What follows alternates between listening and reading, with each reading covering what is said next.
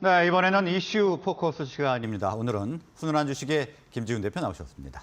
어서 오십시오. 안녕하세요. 네, 안녕하십니까. 자, 오늘은 우주항공 업종을 준비를 해주셨는데 먼저 업황부터 좀 알아볼까요? 네, 우주항공 산업은 지난 지수 대비로는 상당히 좀 부진하긴 했습니다. 코스피 지수가 한 달간 13% 빠졌고요. 코스닥 지수는 약 17% 하락했습니다. 예. 반면에 우주항공 관련된 업체들, 위성 업체까지 포함해서 14개 업체들의 평균 수익률은 22%의 하락을 기록했습니다. 그 와중에 캔코 에어로스페이스는 지수 대비 초과 수익이 나는 마이너스 8%의 수익률을 기록했고요. LIG 넥스원도 마이너스 14%로 견조했습니다. 반면에 세트렉아이라든지 하나시스템 같은 경우는 마이너스 30%에 육박할 정도로 상당히 부진했습니다. 네. 하지만 우주항공 산업이 성장 산업이라는 것에는 분명한데요. 연평균 전체 성장률이 우주항공과 위성사업 모두 30% 넘게 성장이 나오고 있습니다. 글로벌 우주 산업 규모가 어느 정도 되어 있는지 아십니까? 글쎄요, 뭐 짐작이 잘 안 가는데요. 돈으로 치면 540조 규모입니다. 540조요. 네, 엄청난 규모죠. 근데 그 540조가 작년이고요. 올해는 여기서 좀 더 한 4%에서 5% 정도 더 성장이 나올 거라고 보고 있습니다. 네. 우주 산업에서 가장 많은 비중을 차지하는 것은 위성 산업인데 위성 산업이 약 72%를 차지합니다. 정부 예산을 제외하고 이런 민간 기업에서 하는 우주 관련돼서 위성 사업 부분만 391조에 해당되고요. 약 10년 동안 1.3배씩 성장했습니다. 그리고 위성 사업 같은 경우는 위성 서비스가 42%, 위성 제조가 58%를 차지하고요. 이 발사 수요가 위성 발사체 자체가 꾸준히 계속 증가하면서 지금 57억 달러 수준까지 올라왔습니다. 글로벌 위성 산업의 비중 여전히 5% 비중이기 때문에 위성체 제작 사업이 연간으로 10% 이상 성장할 경우 더 이제 위성 발사 대수 자체도 올해 같은 경우는 2017년, 19년 평균 대비 한 3배 넘게 증가할 것으로 보고 있습니다. 네. 전 세계로 활동 중 지구궤도 위성 또한 2년마다 2배씩 증가하고 있고요.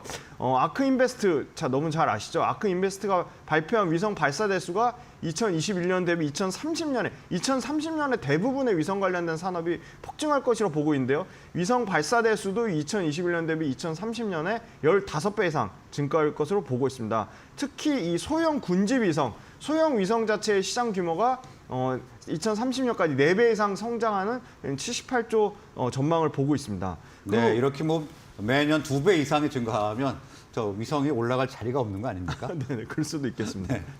네, 그리고 이제 통신 관련돼서 이제 우리나라 이제 우주 산업 먼저 또 말씀드리면 우주 산업의 시장 규모는 한 약 4조 정도 규모가 되고요. 네, 우리나라인 경우죠. 네, 우리나라만 4조고요. 우리는 역시 정부의 위성체 그리고 발사체가 중점적으로 되는데 이 부분도 민간 대표적으로 하나그룹이 지금 굉장히 이 위성과 우주 산업의 아주 핵심으로 자리 잡으려고 하고 있습니다. 뭐 하나그룹 최근에 방산, 네.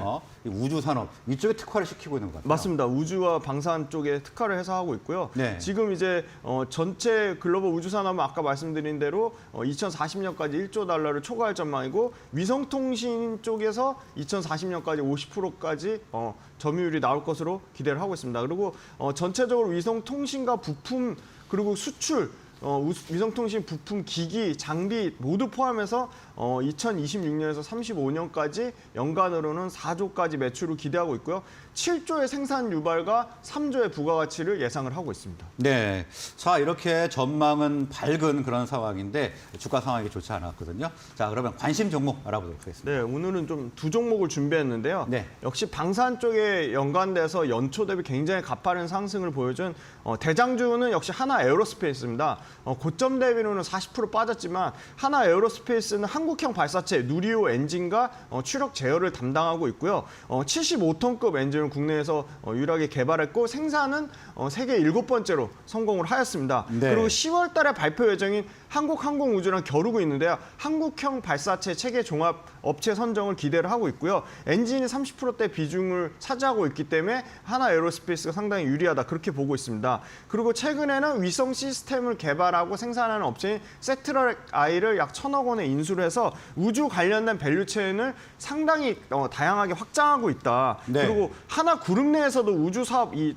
총괄 하나 그 아들이죠. 첫째 아들이 이 김동관 사장 말씀하시는 김동관 건가요? 사장이 네네. 스페이스 허브 팀장을 맡아서 이 스페이스 허브가 뭐냐? 저궤도 위성통신 기술을 상용화하는 겁니다. 이 스페이스 허브에 참여해서 유기적 협업 체계로 여기에 가장 중심을 하나 에어로스페이스가 잡고 있다. 그래서 세트랙 I를 통한 위성통신, 그다음에 하나 시스템의 1.2조 유상증자 참여를 통한 자체 위생 사업, 그다음에 에어 모빌리티 사업까지 상당히 고성장하는 사업군을 모두 기본적으로 돈이 되는 캐시카운 방산 사업과 더불어서 이 우주 항공 산업까지 해양부터 우주까지 방산 부분을 전체 통합 아우르는 토탈 솔루션을 제공하는 업체로 도약을 기대하고 있고요. 올해도 매출은 7조대, 전년 대비 10% 성장하고 내년에는 15%대의 역시 매출 성장이 나올 것으로 기대하고 있습니다. 영업이익은 약 4천억대 영업이익을 예상을 하고 있고요.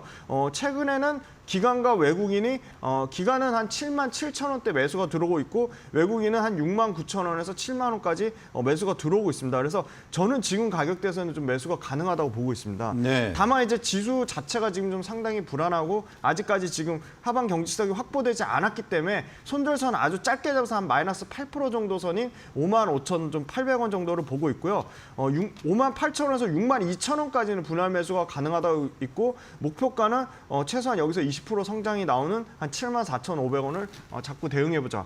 그렇게 네. 말씀드릴 수 있을 것 같습니다. 자, 한화 에어로스페이스는 지금 우주 전문 밸류 체인 구성에 지금 박차를 가하고 있는 그런 모습인 것 같은데요. 물론 방산 쪽으로도 지금 준비를 하고 있고요. 자, 매수가는 5만 8천에서 6만 2천 원 정도 제시를 해주셨고 오늘 현재가를 보면은 오늘 좀 뭐 약보합세를 보이고 있습니다. 6만 1,600원 기록하고 있는데 목표가를 7만 4,500원. 그러면 연 고점은 86,800원인데 그 정도는 뭐 조금 중장기적으로 봐야 될까요? 네, 1차 목표가가 지금 그러니까 전고점에서 내려온 가격이 아까 그 말씀드린 가격이고요. 네. 네, 7만 5천 네. 74,500원이 네, 74,500원 정도가 네. 1차 목표가고요. 2차 목표가는 이제 지수가 좀 회복되면 8만 원 이상까지도 갈 거라고 예상을 하고 있습니다. 네. 전 고점은 이제 2차 네. 목표가로 준비를 좀 해보고요. 다음 다른 종목도 좀 분석 네, 부탁드립니다. 인텔리안 테크인데요. 하나 네. 에어로스페이스보다 더 많이 빠졌습니다. 고점대 60% 빠졌는데요. 위성통신 안테나를 개발하는 업체고요. 고객사만 600개가 넘고 60개국의 자체 브랜드를 런칭했습니다. 네, 주력은 뭐 역시 우주항공 해상입니다. 얘기하면 인텔리안테크도 빠지지 않지 않습니까? 네, 빠지지 않습니다. 굉장히 매출가 이 50% 예. 넘게 가파르게 성장하는 회사고요. 시가총액도 5천억에 달하는 굉장히 중견 회사입니다. 이 해상용, 그러니까 상선, 뭐 에너지선, 크루즈선에 납품하는 해상용 위성통신 시장 점유율이 글로벌로 세계 1등이고요. 점유율로 치면 약 60% 가까이 점유율이 글로벌 나옵니다. 1위 업체였군요. 네, 1위입니다. 네. 위성통신 이 안테나 관련돼 가지고. 안테나 부분에서. 그리고 이쪽이 또 그 상당히 저궤도 LEO, 그러니까 지연이 덜 되고 더 빠르게 반응하려면 저궤도 위성을 더 많이 띄워야 되는데 저궤도 위성 안테나 관련돼서 올해는 약 한 900억 정도 매출이 나오는데 내년에 2배 이상 한 1,800억까지 매출이 나올 것으로 보고 있고요. 네. 그래서 재미난 게 얘네의 주 고객사가 위넵이라는 데인데요. 위넵이 프랑스의 정지궤도 위성 사업자, 그러니까 유텔셀하고 합병했어요. 그래서 위넵이 정지궤도 위성 사업자랑, 그러니까 뭐죠? 네, 위넵이 그 정지궤도 위성 사업자를 합병하면서 이 정지궤도 위성까지 매출이 확대될 네. 것으로 기대를 하고 있습니다. 그래서 저궤도랑 정지궤도 둘 다 납품을 동시에 할 것으로 보기 때문에 공급 제품이 다변화해도 되고, 두 번째는 평택에 이제 그 소위 말하는 생산을 캐파를 2천억에서 5천억까지 늘릴 것으로 예상을 하고 있기 때문에 네. 인텔리안 테크도 지금 5만 4천원에서 5만 9천원까지 분할 매수가 가능하다고 보고 있습니다. 네, 인텔리안테크까지 이야기해 주셨는데 인텔리안테크 주가 잠깐 볼까요? 오늘은 네. 2% 정도 이상 오르고 있습니다. 59,600원인데 목표가는 어느 정도로 잡으면 좋을까요? 네, 목표가는 지금 전고점이 주봉상 전고점은 95,000원 원 정도고요. 저는 일단 짧게 20% 정도 목표가를 보고 한 7만 원 정도 선을 보고요. 네. 2차 목표가는 8만 원 이상도 가능하다고 네, 보고 있습니다. 1차 목표가는 7만 원 정도 예상을 해 주셨습니다. 자, 오늘 말씀은 여기서 마무리하도록 하겠습니다. 수고하셨습니다. 감사합니다. 네.